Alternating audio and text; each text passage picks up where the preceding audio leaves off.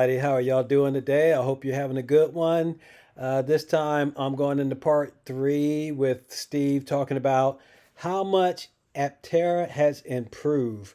So, I'll just get into that when we get back. All right, let's get into this.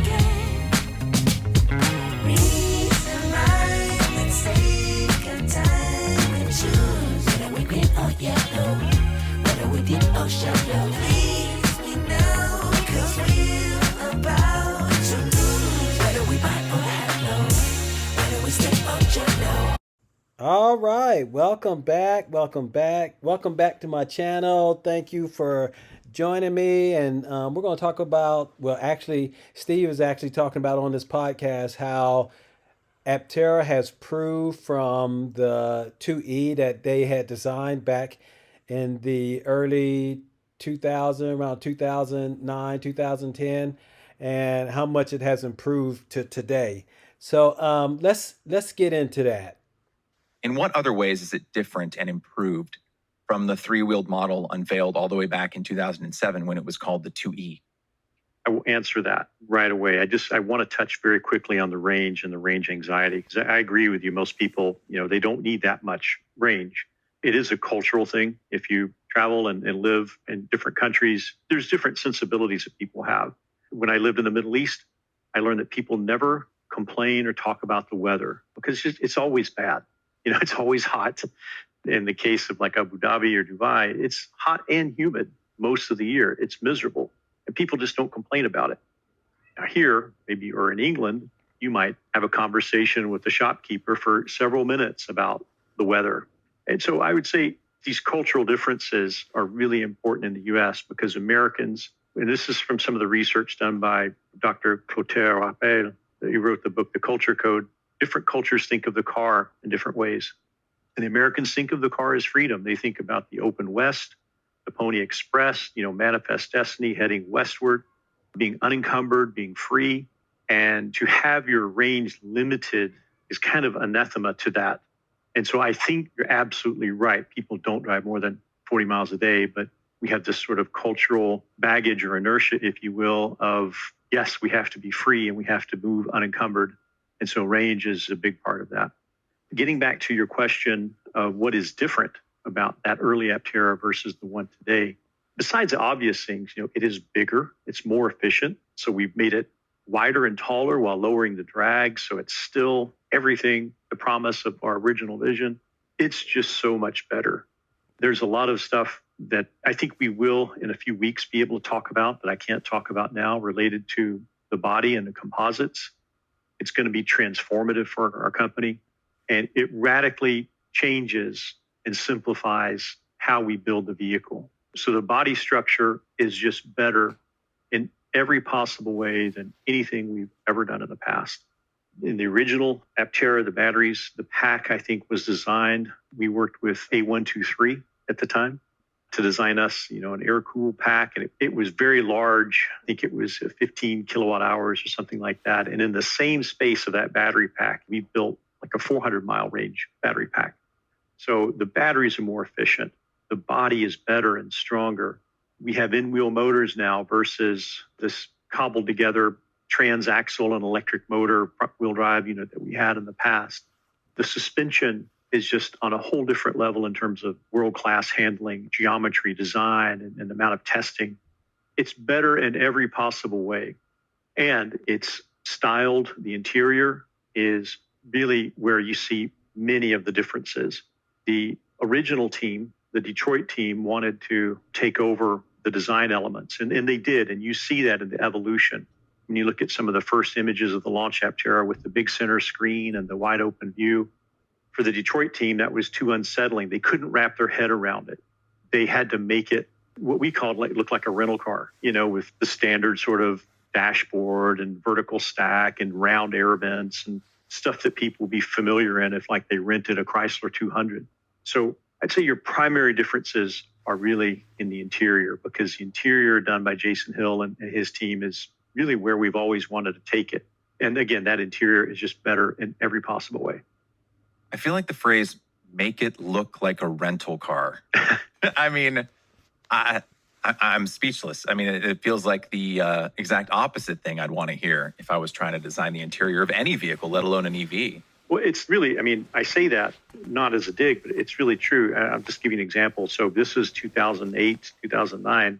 We had gone through the system design of how your key fob authenticates the user with the vehicle, and you get in and start, and going through the sort of state diagrams and flow charts that we created as engineers. We determined so we don't need the start button.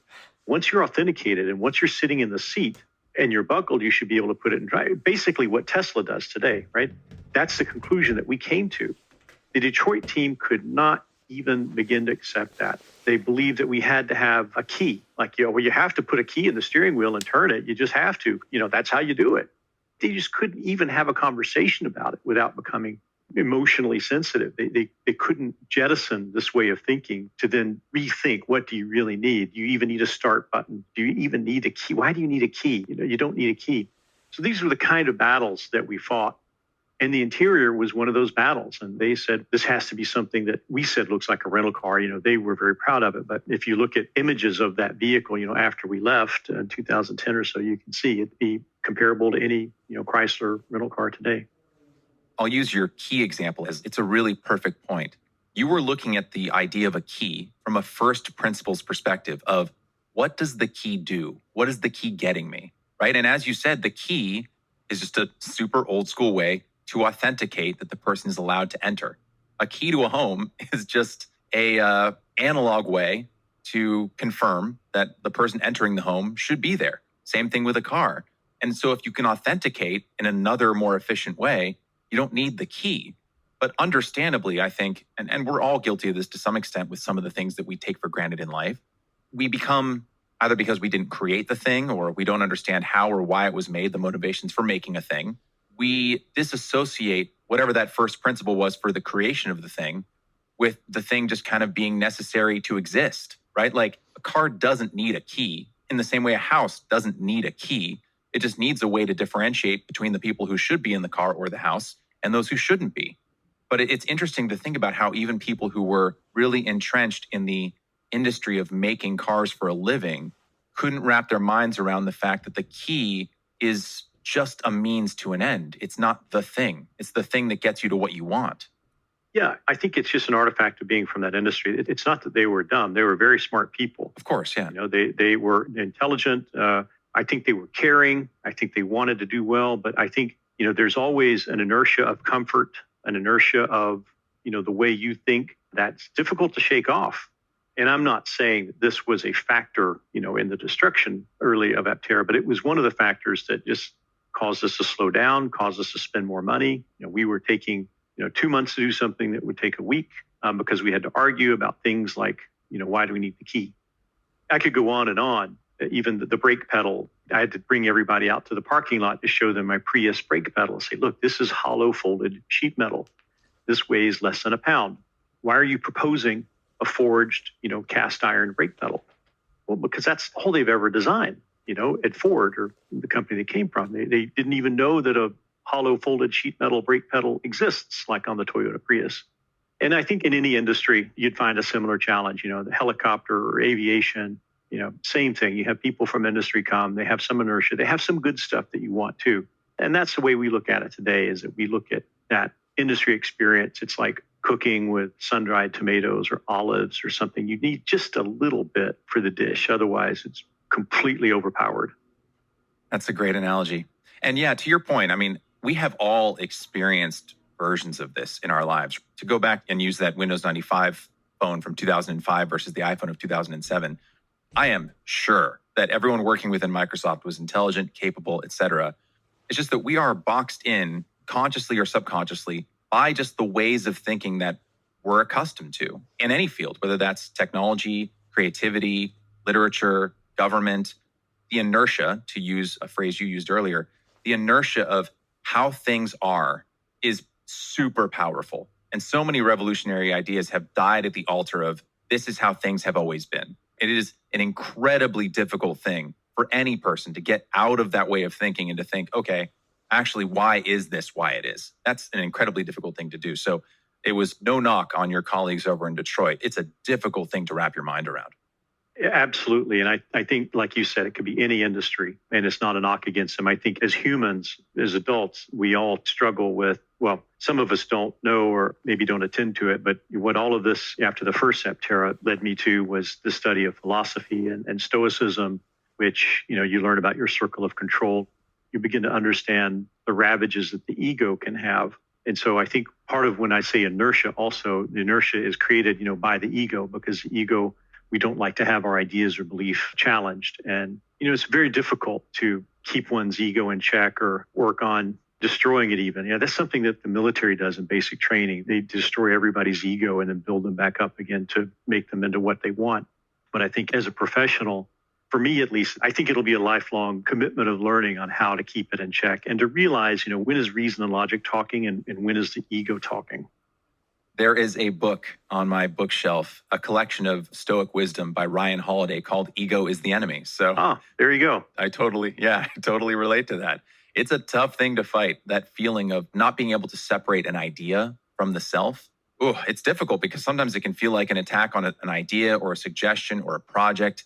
Can feel very much like an attack on your personhood, and separating those things and realizing that a thought that comes from your brain, an idea, a project, is not you, allows you so much more flexibility psychologically, creatively, to figure out the best solution to a problem rather than thinking, oh, this person's attacking my idea or criticizing my idea. They must be criticizing me. That's such a difficult thing to really kind of pull apart. Is that something, to kind of stay on this for a second before we get back to the vehicle, is that something where you and Chris are just keeping each other accountable? Because I imagine when you're in the trenches, right, and working on a difficult problem, even if you're familiar with Stoicism and its teachings, there have to be moments where, you may be really pushing for something or Chris is pushing for something. You might not be totally aligned. Is it something where you have to keep each other accountable in that way and remind yourselves like, all right, there's the idea we're working on and then there's us? Exactly. And it's something we both work on together. And I think if a leader can learn to destroy their ego or keep it in check, it almost becomes a superpower, because then what happens is people, whether it's your staff or employees, they can be more frank with you. They can share things with you without you reacting. And that's important. A lot of things don't happen in companies because people are afraid to tell management bad things or things that they don't want to hear. They could even be things that are incorrect. But, it's important to be able to listen and not emotionally react. And if you can do that, then people are going to come to you more and the company will be more productive. And so I think it is something that we work on together. I don't want to speak for Chris and how he does or what he does, but I would say for me personally, I view it for me as like a little secret superpower where I know that I can see other people in the room maybe getting emotional about a subject, but I feel like I'm just on a calm lake and I'm not bothered at all. And I'm just looking and listening and processing what's being said and doing my best to keep the waters calm in my mind, which lets me listen to what's being said. What I found is that when people are emotional, their ego is controlling them. They're emotional. They're not listening to what you're saying. They're just formulating what they're going to say next. That doesn't help them. And so to be able to listen to what someone's saying without just mentally loading the bullets in your verbal response, it's a real superpower. I can absolutely see that. I imagine that that's helpful, especially when you're leading a company like Aptera, where, like you said earlier, by the nature of its existence, it is pulling in people who are passionate, right? And there's a lot of overlap between passion and being emotional about something, because when you're passionate, you're invested. When you're invested, it's hard not to be emotional about it. So I would imagine that having someone at the helm, it sounds like you and Chris both fill this role in different ways, who can be passionate about the project, obviously, and understand where your employees, where your coworkers are coming from, but also be dispassionate when hearing them out is, like you said, it does sound like a superpower. I aspire to be. I'm not saying I'm perfect. I aspire to be that, and I make plenty of mistakes, but hopefully it's fewer mistakes based on emotion because of that. Let's get back to the vehicle. The Aptera currently comes in 4 mileage variants. There's the 250 miles of range, 400 miles of range, 600 miles of range, and 1,000 miles of range. And with the 250 mile variant coming in at $25,900, it's actually about $2,000 cheaper than Aptera's 2007 advertised price of about $20,000, when you adjust for inflation. And the 1,000 mile variant is currently listed at $44,900, which is $2,000 cheaper than the cheapest Model 3, which only has 267 miles of range. Now, obviously, the Model 3 is a considerably larger car that seats 5 people as opposed to Aptera's 2, but that can't explain all the cost differences. So, how are you able to make the vehicle so cost efficient, especially at this rather boutique manufacturer stage where you don't really get the benefits of scale? Those costs are what those prices are what we advertised starting in 2019. Obviously, everyone is following the supply chain issues globally. Prices have gone up on virtually every commodity, chip, etc. So invariably, we'll have to revisit that as we get closer to production. And if it needs changing, change it. I'm not saying we will or we won't, but I'm just saying, yes, we're all very mindful of those costs and how the global market has changed. One of the reasons, the main reason we're able to do that is as an efficient vehicle, we just need less stuff to go the same distance.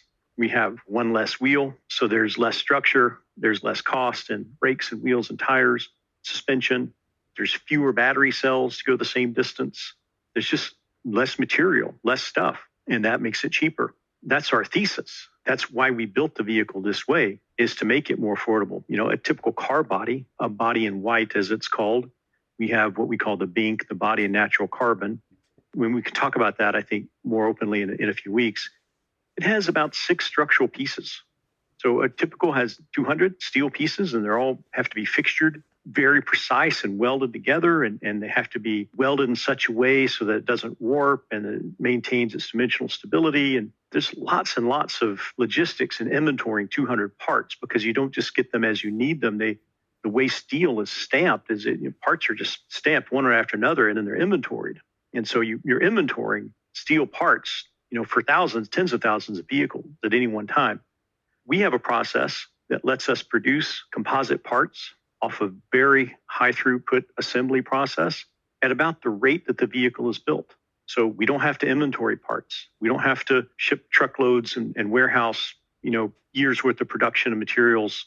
We're able to produce them on demand at the rate that they're consumed. And I think that's probably one of the first times in the industry this has happened. So we have fewer parts. We only have 6 for the body. They're all very lightweight and human, movable, navigable. They're produced at rate. They don't have to be produced and stored ahead of time. And they're low cost. They're going to be comparable to steel.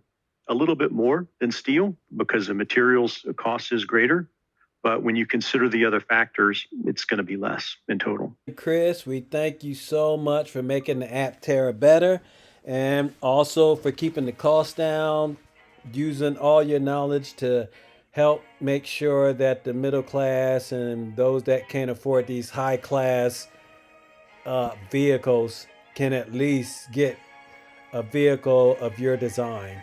We truly appreciate it, and we appreciate everybody at Aptera. Thank you so much for all that you do. You guys are awesome. You guys really rock. All right, so let's go to the accelerator program. Let's take a look at what's going on there and see what's happening since we're in the first day of March. Let's see what's going on, and hopefully this will come up on the first click. Of course, if it doesn't, we'll just click it again and just go from there.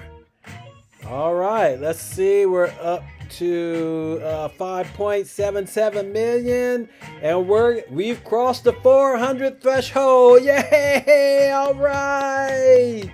Yes, indeed. And just like they did. Nope, they got it back in numerical order. So RP still number 1. He still got that million. Nobody wants to challenge him.